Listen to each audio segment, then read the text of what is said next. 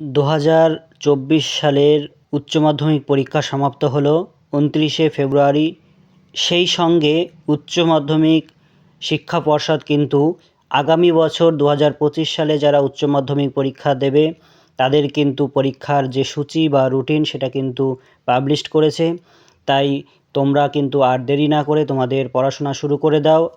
আগামী বছর 2025 সালের 3রা মার্চ থেকে তোমাদের পরীক্ষা শুরু হচ্ছে।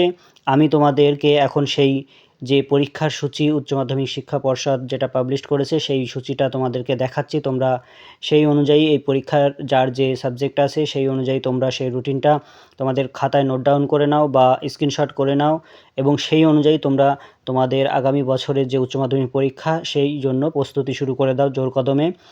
এবং এখন থেকে যদি তোমরা সেই অনুযায়ী বা সেইভাবে প্রিপারেশান নাও, প্রতিদিন নিয়মিত পড়াশোনা করো, তাহলে কিন্তু তোমাদের উচ্চ মাধ্যমিক পরীক্ষা খুবই সুন্দর ভালো হবে।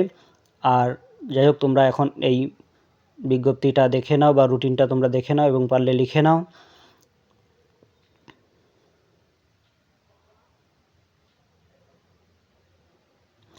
বন্ধুরা, আশা করি তোমরা সকলেই রুটিনটি দেখে নিলে।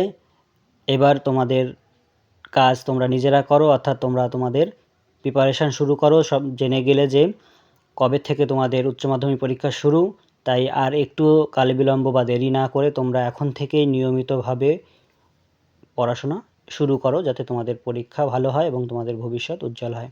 থ্যাংক ইউ সকলকে।